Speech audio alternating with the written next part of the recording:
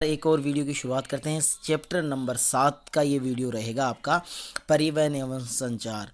ठीक है, तो इसके बारे में अपन चर्चा करेंगे, ये क्या होता है और कौन कौन से इसमें महत्वपूर्ण प्रश्न जो हैं वो आपके शामिल होते हैं। तो पहला क्वेश्चन आपका जो है वो इस प्रकार से है, विश्व में सर्वाधिक रेल तंत्र है तो कहाँ है? विश्व में सर्वाधिक जो विस्तृत रेल तंत्र है, ठीक है, विश्व में सर्वाधिक विस्तृत रेल तंत्र है तो वो कहाँ पर है? तो वो आपका है उत्तरी अमेरिका में। ठीक है, उसके बाद में नेक्स्ट क्वेश्चन आता है आपका, स्वेज नहर का निर्माण कब हुआ? तो स्वेज नहर का निर्माण 1869 में हुआ। पनामा नहर कौन से दो समुद्रों को जोड़ती है? तो प्रशांत से अटलांटिक को जोड़ती है। तीसरा है परिवहन एवं तीव्रतम साधन, परिवहन का तीव्रतम साधन है तो वो आपका वायु परिवहन है। तरल एवं गैसीय पदार्थों के परिवहन के लिए सर्वाधिक उपयोगी परिवहन तंत्र है तो पाइपलाइन है, तो आपका पाइपलाइन हो जाएगा। दूरस्थ स्थानों को जोड़ने वाली पक्की सड़कें जो है कहलाती हैं तो महामार्ग कहलाती हैं। ठीक है, तो ये आपको यहाँ पर देखना है और नेक्स्ट अपन आगे बढ़ते हैं। ठीक है, तो आप यहाँ पर देख सकते हो सभी के आंसर जो हैं, आप अच्छे से आगे बढ़ते हैं अपन।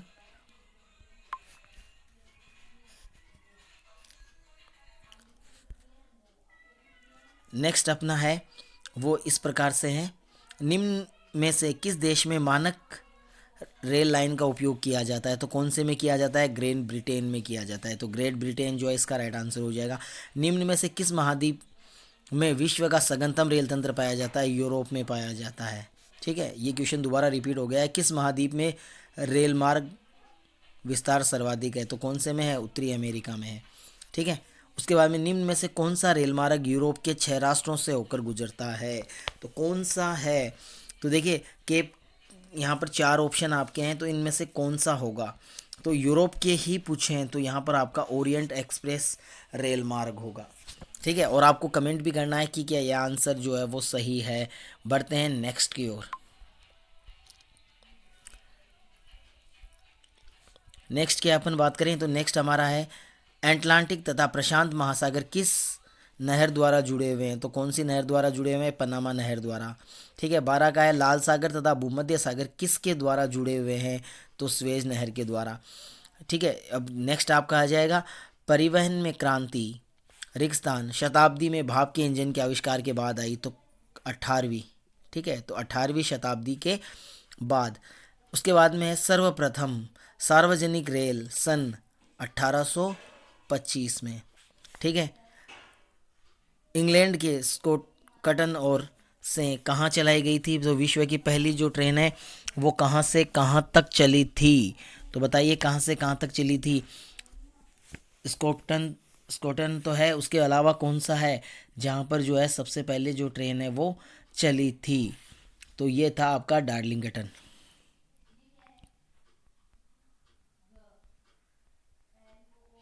ठीक है, तो डार्लिंगटन के मध्य चली थी। नेक्स्ट अपन देखेंगे, छोटी दूरियों के लिए परिवहन रेल परिवहन की अपेक्षा आर्थिक दृष्टि से अधिक लाभदायक है? तो सड़क।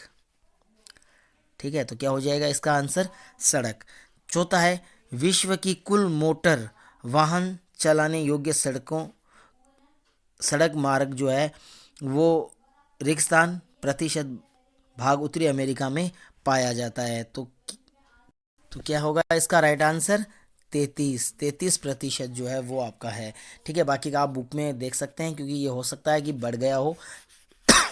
मेरे अकॉर्डिंग ये 33% है, बुक में एक बार आप देख लेना। विश्व यूरोप में विश्व का रेल तंत्र पाया जाता है सघनतम। ठीक है, सघनतम। उसके बाद में रेल घनत्व सर्वाधिक है तो उत्तरी अमेरिका में।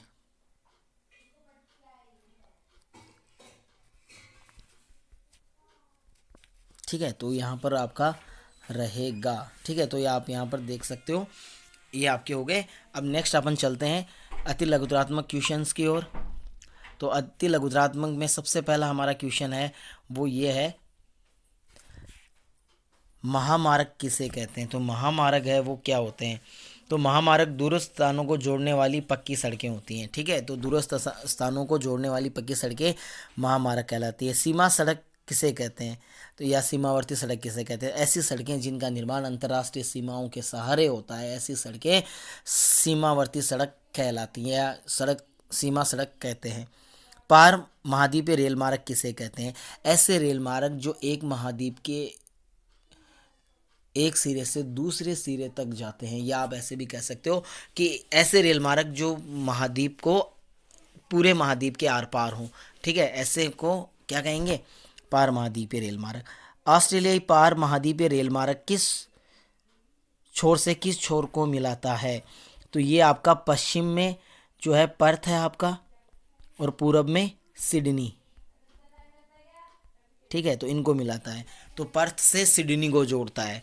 पर्थ आपको याद रखना है हिंद महासागर तट पे है, और सिडनी जो है वो प्रशांत महासागर तट पर स्थित है। पर्थ है वो पश्चिम में है, सिडनी है वो आपकी पूरब में है। सड़क घनत्व किसे कहते हैं? तो सड़क घनत्व है किसे कहते हैं? ठीक है, तो बताइए सड़क घनत्व किसे कहते हैं? तो सड़कों का अत्यधिक जो जाल होता है उसे ही कहा जाएगा।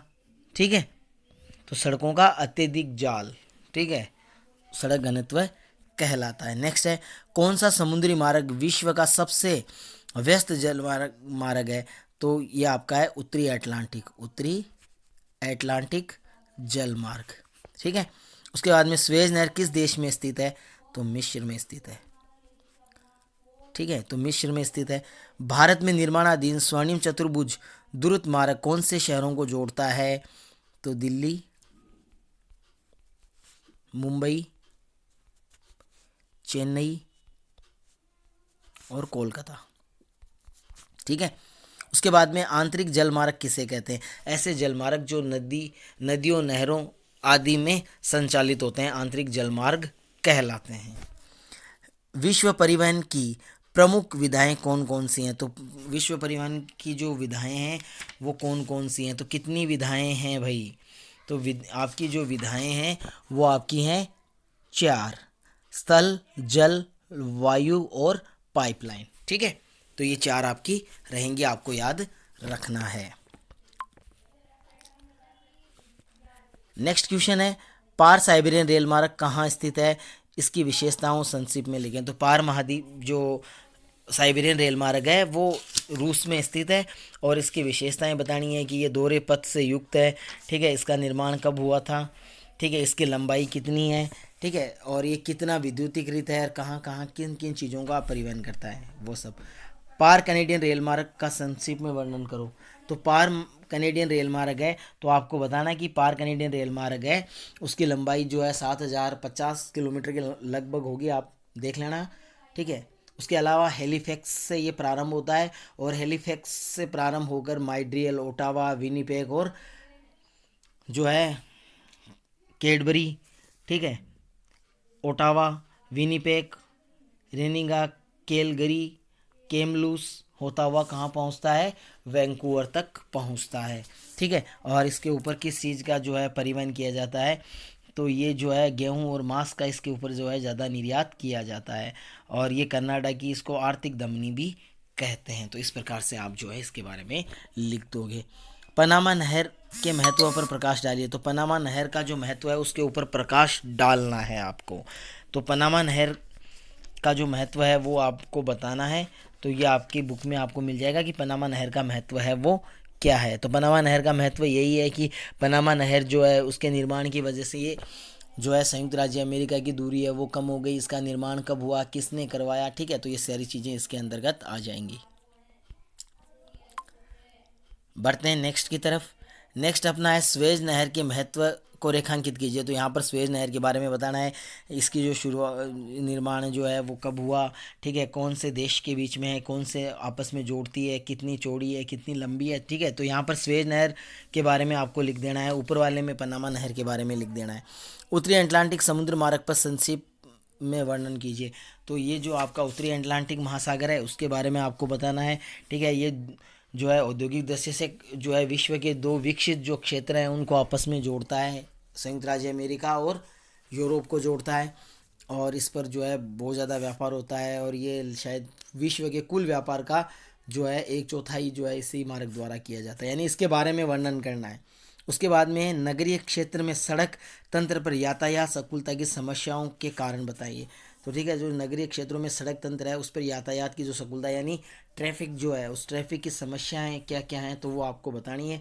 ठीक है, तो वो आप बता दोगे। उसके बाद निबंधात्मक आ जाते हैं, निम्नलिखित में से प्रसिद्ध किन्हीं 3 आंतरिक जलमार्गों का वर्णन करें। तो यहाँ पर जो है राइन नदी है, डेन्यूब है, वोल्गा है और मिसिसिपी है, तो इनके बारे में आपको देख लेना है। ठीक है, राइन तो मोस्ट है ही है। उसके अलावा वायु परिवहन के महत्व को विस्तार से लिखें, यानी वायु परिवहन के बारे में लिखना है, सड़क परिवहन के बारे में लिखना है और विश्व के प्रमुख रेल मार्गों का वर्णन करना है। तो थोड़ा थोड़ा आप सभी का कर दोगे। तो इस प्रकार से इसके अंदर ये निबंधात्मक प्रश्न है। ठीक है, तो इनको आप अच्छे से तैयार करोगे और याद करोगे। इस वीडियो में इतना ही। नेक्स्ट वीडियो में नेक्स्ट चैप्टर के साथ फिर से मुलाकात होगी। तब तक के लिए नमस्कार, धन्यवाद।